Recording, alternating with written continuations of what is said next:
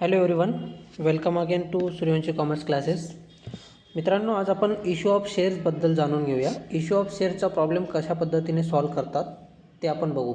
Issue of shares हा 12वी कॉमर्ससाठी विचारला जाणारा प्रॅक्टिकल टॉपिक आहे. याच्यासाठी 10 मार्क्ससाठी हा विचारला जातो 12वी बोर्डासाठी. हा टॉपिक आपण समजून घेण्या अगोदर आपण जर या चॅनलवर नवीन असाल तर चॅनलला सबस्क्राईब करून घ्या, म्हणजे काही व्हिडिओज मी डेली अपलोड करत राहतो ते तुम्हाला मिळत राहतील. ओके, व्हिडिओ पूर्ण शेवटपर्यंत बघा, म्हणजे प्रॅक्टिकली प्रॉब्लेम तुम्हाला पूर्ण सॉल्व्ह करता येईल. ओके, तर व्हिडिओ स्टार्ट करू आपण. इश्यू ऑफ शेअर्स हा टॉपिक तुम्हाला समजण्या अगोदर तुम्हाला इश्यू ऑफ शेअर्स म्हणजे काय असतं ते पहिले थोडक्यात लक्षात घ्या. बघा, कुठलीही कंपनीला जर मार्केटमधून कॅपिटल गोळा करायचं असेल तर कॅपिटल गोळा करण्यासाठी बेस्ट ऑप्शन असतो आपले शेअर्स विकून लोकांकडनं पैसा गोळा करायचा. मग त्याच्यात ते IPO लॉन्च करतात. बऱ्याच वेळा आपण असं ऐकलेलं असेल की कुठल्या तरी XYZ कंपनीने IPO सुरू केला आणि त्याच्या माध्यमातून त्यांनी शेअर्स इश्यू केले. मग आपण त्याच पद्धतीने इथं इश्यू ऑफ शेअर्स बघत असतो. फक्त फरक एवढा आहे, आपल्याला डायरेक्टली शेअर्स इश्यू करून आपल्याला जर्नल एंट्रीज कराव्या लागतात. विशेष असं काही नाही आहे, त्यांची टेक्निकल असतं, आपल्याला प्रॅक्टिकली करावं लागतं. मग आता आपण इश्यू ऑफ शेअर्समध्ये मी जास्त थेरी नाही सांगत. थेरीवर वाटत असेल तर तुम्हाला मी एखादं लेक्चर प्रोव्हाइड करेल, पण आज बेसिकली मला प्रॉब्लेम जास्त इम्पॉर्टंट वाटतो आहे. सो आपण प्रॉब्लेम कसा इश्यू केला जातो ते बघू. आता हा एक प्रॉब्लेम आहे माझ्याकडे, तो मी रीड करतो आणि मग त्याला समजून घेऊया. सगळ्यात पहिले म्हटलं, Suchita company limited issue 20 lakh new capital divided into 100 equity shares. आता सगळ्यात पहिले इथं 20 लाखाचं कॅपिटल त्यांनी 100 रुपये इक्विटी शेअर्सला इश्यू करतायत. मग 100 रुपये ही त्यांची एका शेअरची किंमत आहे. तर मग आपण काय करणार, या 20 लाखाला 100ने डिवाईड करणार, म्हणजे मग आपल्याला 20,000 इक्विटी शेअर्स मिळतील. मग जे इक्विटी शेअर्स आपण इश्यू किती करणार, 20,000. ओके, नोट करत चला, 20,000 शेअर्स आपण इश्यू करणार. त्याच्यात 100चा प्रीमियम असेल, 100 रुपीजचा एक शेअर असेल आणि प्लस त्याच्यामध्ये 20 रुपीज प्रीमियम सांगितलं आहे. प्रीमियम म्हणजे जास्तीची अमाऊंट, आणि तो पेबल असेल 100चा. मग त्याच्यामध्ये पुढे काय म्हटलं आहे, on ₹10 on application, 40 on allotment, त्याच्यामध्ये 10 रुपीज इन्क्लुडेड प्रीमियम आहे, आणि 50 ऑन फायनल कॉल, त्याच्यामध्ये सुद्धा 10 रुपये प्रीमियम आहे. तर मग आपल्याला या 3 एंट्र्या वेगवेगळ्या कराव्या लागतील. मग याची एंट्री करताना प्रत्येक ॲप्लिकेशनची असेल, अलॉटमेंटची असेल, प्रीमियमची असेल किंवा फायनल कॉलची असेल, यांच्या सेपरेटली 2-2 एंट्रीज आपल्याला कराव्या लागतात. पण पुढे जाऊन काय सांगितलं आहे, the issue was oversubscribe to extend 26,000 equity shares.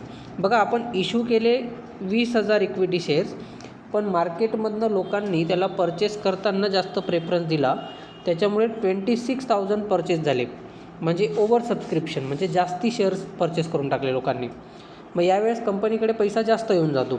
मग अशा वेळेस कंपनी काय करते, ते एक्स्ट्रा शेअर्स इश्यू करत असताना एक तर रिइश्यू करू शकते किंवा रिजेक्ट करू शकते. मग रिजेक्ट करताना त्यांनी काय केलं बघा, the applicants 2,000 shares were sent letter of regret and their application money was refunded. म्हणजे या 2,000 शेअर्सला त्यांनी रिग्रेट केलं आणि ॲप्लिकेशन मनी रिफंड करून दिला. म्हणजे मग ॲक्च्युली इथं झालं काय की आपल्याकडे 26,000 शेअर्स आले, त्याच्यापैकी 2,000 रिफंड केले, म्हणजे आता बॅलन्स आहे आपल्याकडे 24,000. ओके, मग यांची सेपरेट एंट्री करावी लागेल. Remaining applicants were allotted final call was only received. Okay, final कॉलपर्यंत रिसिवड झालेत. म्हणजे मग काय झालं, रिमेनिंग जो बॅलन्स आहे तो त्यांनी ॲप्लिकंट्स केला shares on pro rata basis. Okay, मग जे बॅलन्समध्ये 4,000 रुपये उरत आहेत, मग 4,000 का उरतील, कारण ॲक्च्युली तुमचे 20,000 शेअर्स आहेत, त्याच्यातनं तुम्ही 24,000 बॅलन्स आहे आणि 4,000 तुमचा काय राहील, प्रो राटा बेसिसने त्याला अलॉट करायचं. मग यांची एंट्री करू आपण. सगळ्यात पहिले बघा, एंट्री करताना आपल्याकडे ॲप्लिकेशन मनी येणार. मी ऑलरेडी एंट्रा करून ठेवलेल्या आहेत, फक्त एक्सप्लेन करतो. आता फर्स्ट एंट्री आपली ॲप्लिकेशनची होईल. तर ॲप्लिकेशनमध्ये आपल्याला 10 रुपयाची एक एंट्री आहे. जेवढे ॲप्लिकेशन रिसिवड झाले त्याला इंटू करायचं ॲप्लिकेशन मनी. मग 26,000 इंटू 10 केलं तर 2,60,000 रुपये आपल्याला रिसिव्ड होती. मग आपल्याकडे रिसिव्ड होतील म्हणून याची एंट्री केली जाईल bank account debit to equity share application account. म्हणजे याच्यात काय होतं की तुमच्याकडे एवढा पैसा येणार आहे. मग बँकेत तुम्ही 2,60,000 रुपये तुमच्याकडे जमा झाला. मग त्याची एंट्री आपण नॅरेशनमध्ये काय लिहिलं, बिंग ॲप्लिकेशन मनी रिसिव्ड, म्हणजे ॲप्लिकेशन मनी आपल्याला 26,000 इक्विटी शेअर्स मागे रिसिव्ड झालेला आहे. मग तुम्हाला आठवण असेल तर आपण काय केलं होतं की 2,000 शेअर्स हे रिजेक्ट केले होते, कारण कंपनीला 20,000 शेअर्स ठेवायचे आहेत. मग कंपनीने 2,000 शेअर्स रिजेक्ट केले. मग रिजेक्ट करण्याची एंट्री आपल्याला करावी लागेल. जी पहिली एंट्री केली होती त्याच एंट्रीला आपल्याला अपोजिट करावं लागतं. अपोजिट करताना कसं करायचं, जसं की पहिली एंट्री होती तुमची bank account debit to equity share application, याच एंट्रीला अपोजिट करून द्यायचं equity share application account debit to bank. मग आता शेअर्स किती आपण रिजेक्ट केले, 2,000. मग 2,000 इंटू 10 केलं तर 20,000 आपण रिजेक्ट करणार, म्हणजे ही झाली तुमची सेकंड एंट्री. मग याच्यात नॅरेशन लिहायचं, being 2,000 application money rejected and refunded of ₹10 each. Okay. मग तुमची ह्या 2 एंट्र्या झाल्या. आता 26,000 पैकी 2,000 रुपये तुम्ही रिजेक्ट केले, त्याची एंट्री तुम्ही करून टाकली. आता बॅलन्स अमाऊंट आहे 24,000. मग या 24,000ला प्रो राटा बेसिसने अलॉट करायचं असं म्हटलेलं होतं. प्रॉब्लेमवर पण रीड करताना फोकस करत चला, म्हणजे लक्षात येईल. मग 24,000 तुम्हाला ॲप्लिकंट मनी काय करायचं आहे, ॲप्लिकेशनमध्ये ट्रान्सफर करायचं. मग आता थर्ड एंट्री होईल त्याची ॲप्लिकेशन अकाउंट डेबिट, म्हणजे equity share application account debit. जो 24,000चा शेअर उरलेला होता त्याला इंटू 10 करायचं, मग ते येईल 2,40,000. आणि त्याच्यानंतर मग तुम्ही तो इश्यू करणार कॅपिटलमधून. मग क्रेडिटला घ्यायचं to equity share capital account. आता आपले ॲक्च्युअली शेअर्स किती आहेत, 20,000. मग 20,000ला इंटू 10 केलं तर ते 2,00,000 येतील. आणि मग 20,000 आणि 24,000 या दोघांचा गॅप जो होता तो 4,000चा होता. हा 4,000 रुपये तुम्हाला अलॉट करायचा आहे प्रो राटा बेसिसने. प्रो राटा बेसिसने इथं अलॉट करताना काय केलं आपण, इक्विटी शेअर अलॉटमेंट अकाउंट 40,000. म्हणजे अशी टोटल तुमची क्रेडिटला थर्ड एंट्री केली. इक्विटी शेअर कॅपिटल आपण 2,00,000चं इश्यू करणार आणि 40,000चा अलॉटमेंट होऊन जाईल. म्हणजे याला म्हणतात प्रो राटा बेसिसने ॲडजस्ट करणं. म्हणजे इक्विटी शेअर कॅपिटलला आपण काय केलं, 2,00,000तनं इश्यू केलं. बघा, म्हणजे ॲक्च्युअली शेअर्स आपले आता रेग्युलर झाले. मग 20,000ला 10ने मल्टिप्लाय करून 2,00,000चं कॅपिटल इश्यू होईल. Equity share application account debit to equity share capital account to equity share allotment account अशी एंट्री आपली होणार. मग ज्याच्यामध्ये 2,40,000चे ॲप्लिकेशन जो कॅपिटलला ट्रान्सफर होईल आणि अलॉटमेंटला निघून जाईल. मग तुम्ही आता पुढची एंट्री करणार. पुढची एंट्री तुमची कशाची होती, 40 रुपये ऑन अलॉटमेंट मनी. मग अलॉटमेंट मनीची एंट्री आपल्याला इथं करावी लागेल. त्याच्यामध्ये ₹10 प्रीमियम पण म्हटलेलं आहे. मग ती एंट्री करत असताना सगळ्यात पहिले बघा, इक्विटी शेअर अलॉटमेंटला डेबिट द्यायचं, ज्याच्यामध्ये तुम्ही क्रेडिटला घेऊ शकतात इक्विटी शेअर कॅपिटल आणि इक्विटी शेअर प्रीमियम, ही 3 एकत्र एंट्री केल्या जातील तुमच्या. मग आता तुमचं अलॉटमेंट तुमचं 40चं आहे आणि प्रीमियम 10चा आहे, असे टोटल 50 रुपयाने इकडे शेअर्स इश्यू करावे लागतील. मग आता 20,000 शेअर्स होते, त्याला आपण इंटू 50 केलं तर 10,00,000चं अलॉटमेंट होईल. मग equity share allotment account debit 10,00,000 to equity share capital. Actually capital 40चं आहे, त्यामुळे 20,000 इंटू 40 केलं तर ते 80,000 येतील.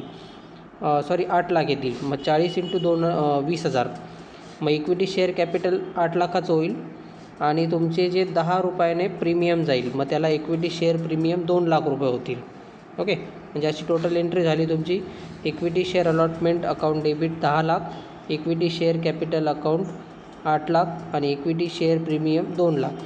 याला आपण नॅरेशनमध्ये लिहिलं, being allotment money due 20,000 equity shares of ₹40 each and ₹10 premium. Okay. आता ही एंट्री इश्यू झाल्यानंतर हा पैसा रिसिव्ड करावा लागेल. मग हा पैसा रिसिव्ड करायचा सेकंड एंट्रीमध्ये. मग याला काय करायचं, पैसा येणार आपल्याला, म्हणून bank account debit to equity share allotment account, याला इथं क्रेडिट द्यायचं. वरती ज्याला डेबिट होतं त्याला खाली क्रेडिट द्यायचं. Bank account debit to equity share allotment. आता 10,00,000चं तुमचं अलॉटमेंट होतं, परंतु आपल्याला 9,60,000चीच एंट्री करायची. का करायची ते सांगतो.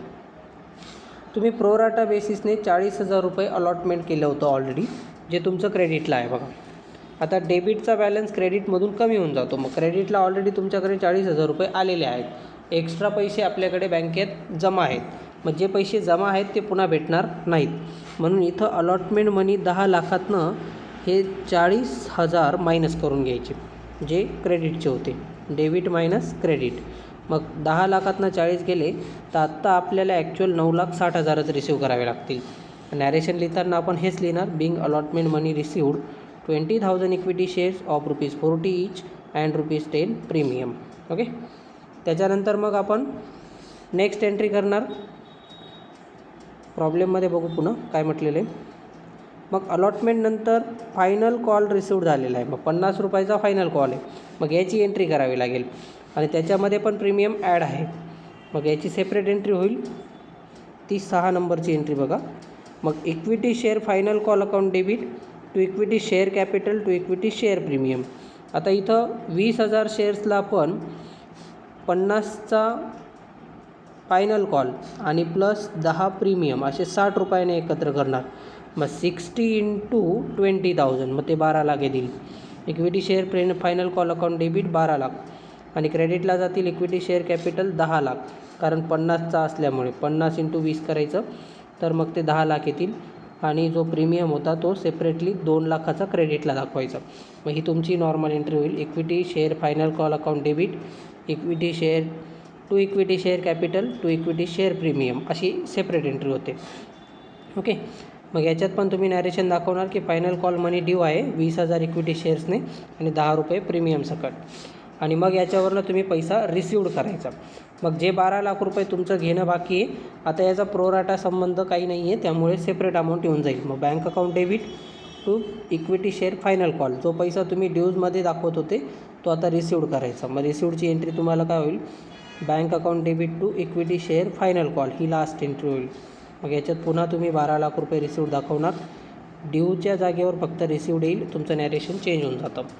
म्हणजे याच्यामध्ये काय झालं की जेव्हा तुम्ही इश्यू ऑफ शेअर्स करतात तर इश्यू ऑफ शेअर्समध्ये तुम्हाला फक्त आणि फक्त 3 एंट्र्या महत्त्वाच्या जमायला पाहिजे. त्याच्यात म्हणजे ॲप्लिकेशन, अलॉटमेंट आणि फायनल कॉल किंवा फर्स्ट कॉल असतील. याच्यात काही वेळेस कॉल वाढतात. फर्स्ट टाईम ॲप्लिकेशन येतात त्यावेळेस bank account debit to application, नंतर application account debit to capital account. Okay. नंतर अलॉटमेंटची एंट्री होते तर allotment account debit to capital account. त्याच्यावरनं तुम्ही bank account debit to allotment account. First कॉलची असेल तर first call account debit to capital account. म्हणजे नॉर्मली तुमच्या ह्याच एंट्री होणार आहेत.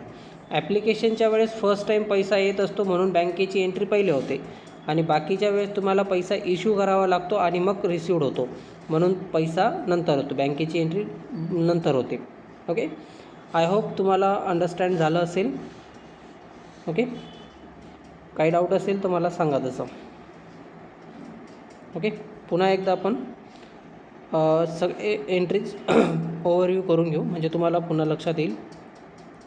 आता याच्यामध्ये पहिली एंट्री आपण काय केली होती, बँकेची केली, ज्याच्यामध्ये ॲप्लिकेशन मनी रिसिव्ड झाला आपल्याला 2,60,000चा. मग bank account debit to equity share application account 2,60,000 रुपये रिसिव्ड झाले. पण ॲक्च्युली आपल्याला 20,000 पाहिजे. मग कंपनीने 2,000 शेअर्स रिइश्यू केले होते, रिजेक्ट केले होते. रिजेक्टची एंट्री काय केली आपण, पहिली एंट्रीला उलटं करून दिलं म्हणजे equity share application account debit to bank account, मग ते 20,000 झाले.